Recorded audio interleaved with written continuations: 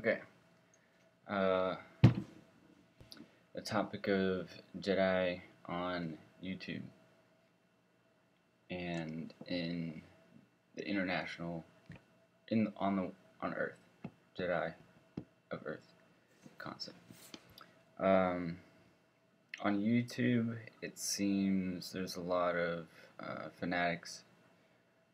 Actually, no, there's not a lot of fanatics necessarily, but there's a lot of fiction-based Jedi um, videos.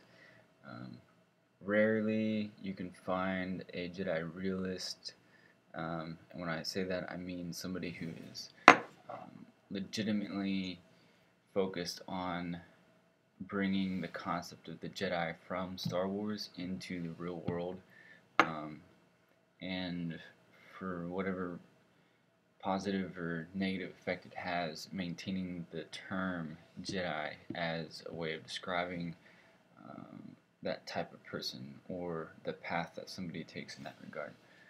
I wanted to mention or bring to light that there is something deep at heart within the concept of Jedi realism. Like I said, it's a matter of people in real life making a conscious association with the Jedi from Star Wars to something that they believe should exist within the real world or should exist within modern society. And I want to touch on or back these concepts up with historical figures and their concepts, specifically Alan Watts and Carl Jung, the psychologist who was a contemporary of Sigmund Freud.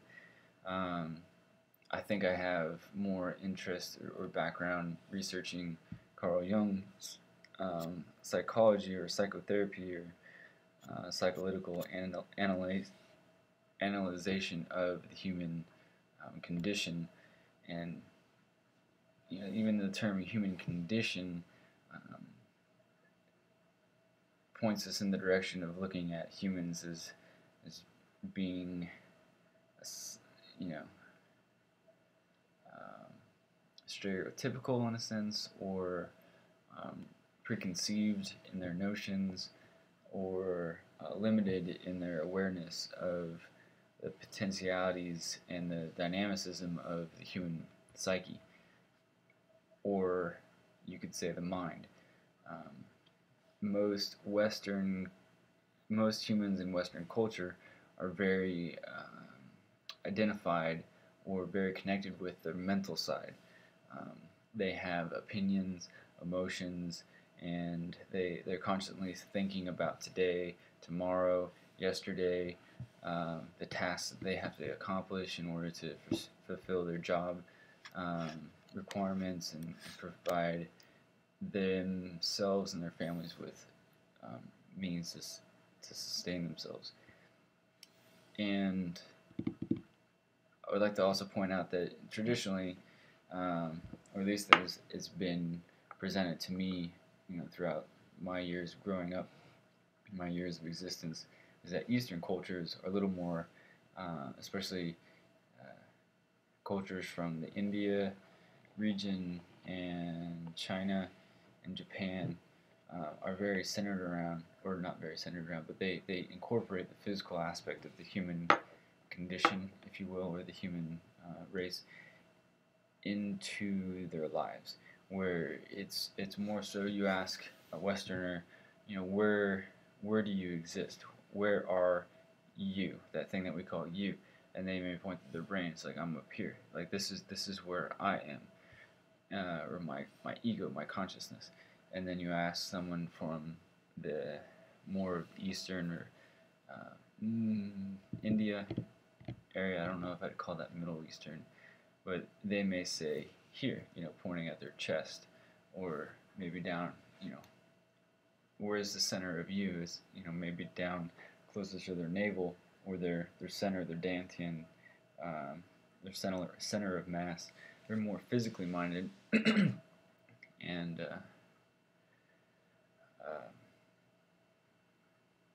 which one's right, which one really takes the cake.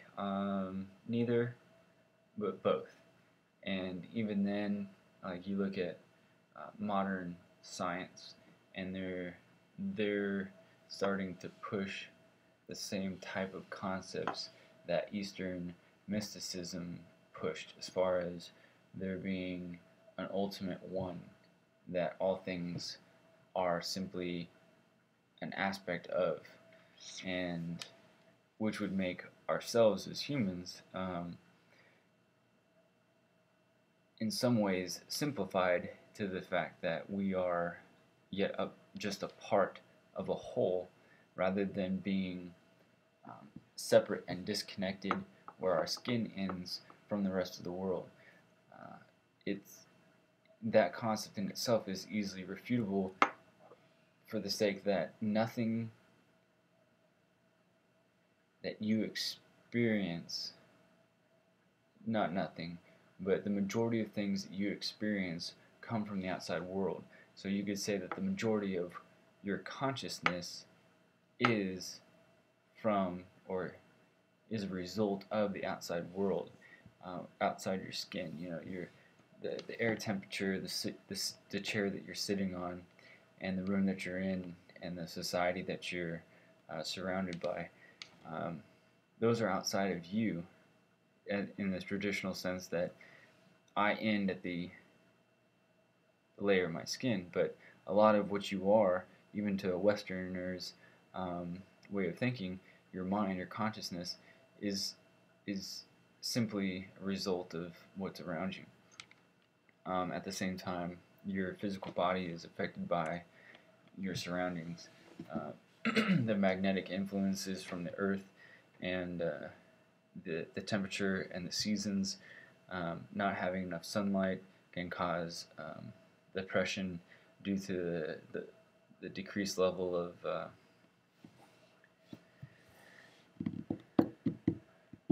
vitamin D, which is caused by sunlight hitting the body and causing reaction, also known as seasonal affective disorder, or SAD.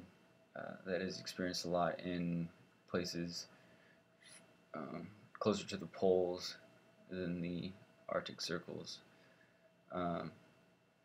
whatever the southern one is called. But also,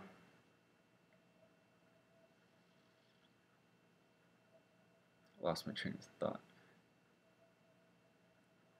Our physical bodies are affected by our environment.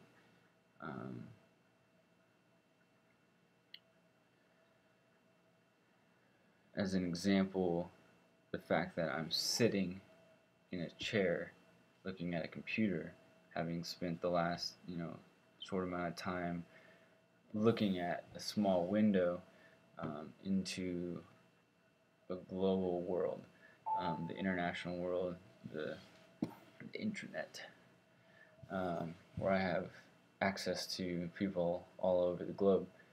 And physically that affects my body. I'm hunched over right now. My shoulders are up and forward. My spine is curved. And my muscles, for the most part, aren't really being used. This is human-ish. This is modern society. This is a physical affect from my environment. Hormones and metabolism are affected right now, which in turn affects the levels of chemical emotions or chemical reactions that can push things to being more hair trigger or being more docile. The point being that we aren't necessarily what we think we may be. Hence, Jedi. Jedi, from the movies themselves, like when people see the Jedi in Star Wars, they see these superhuman characters that have refined themselves to the ability to to see, to move, to react, to sense things way beyond what uh, is normally conceived to be possible.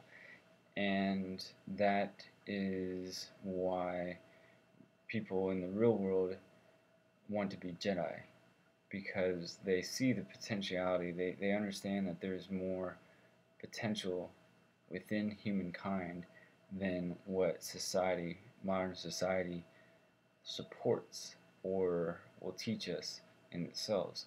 And so, in a way, people who consider themselves Jedi or are in at least some ways drawn to the Jedi path are drawn because they see more to us.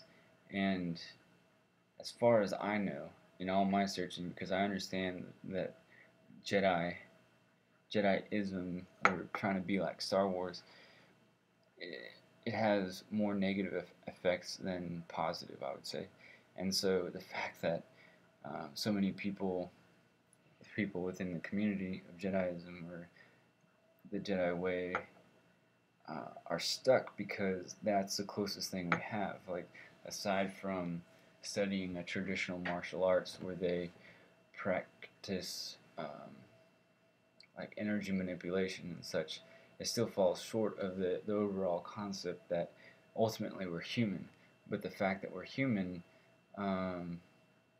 there's still doors that we haven't gone through. There's still potentialities that haven't been realized, or at least realized in a consistent path or method, to where people who are drawn to such things or feel that they have a capacity or an innate ability or have developed a certain way throughout their childhood or their development to be more keen on certain things, there isn't a route for them to fulfill those potentials.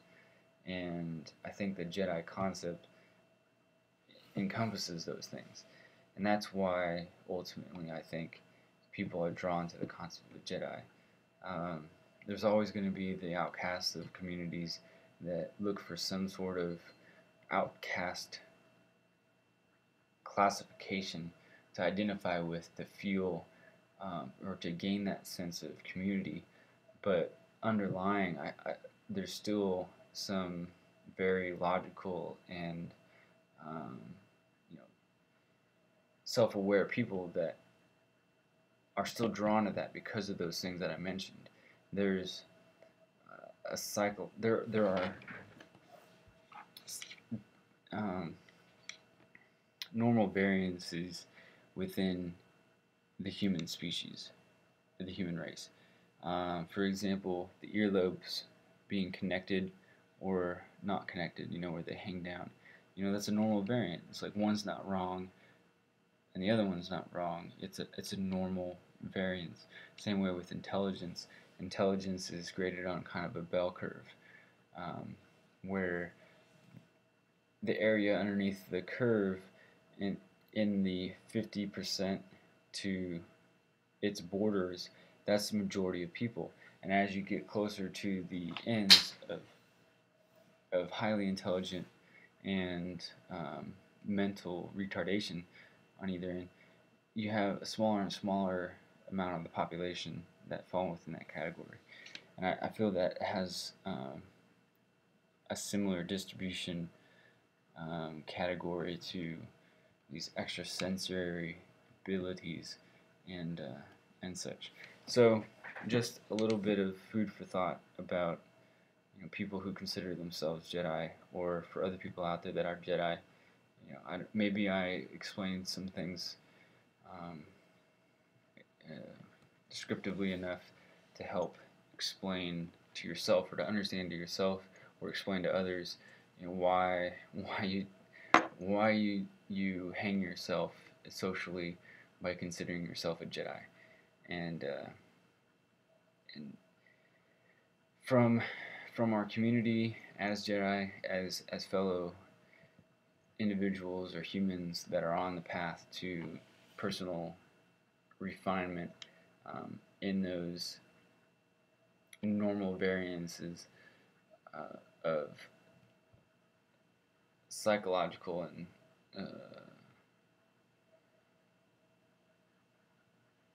psychophysical abilities, um, that through that community we can maybe develop ourselves further, because it's really hard to live as, say, a vegetarian if you're in a community where meat with every meal is the norm and you can't go anywhere and buy a meal at a store that doesn't include meat.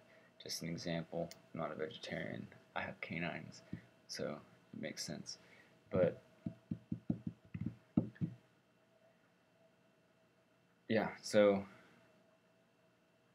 take it, run with it, ignore it, pass it on, share it. Um,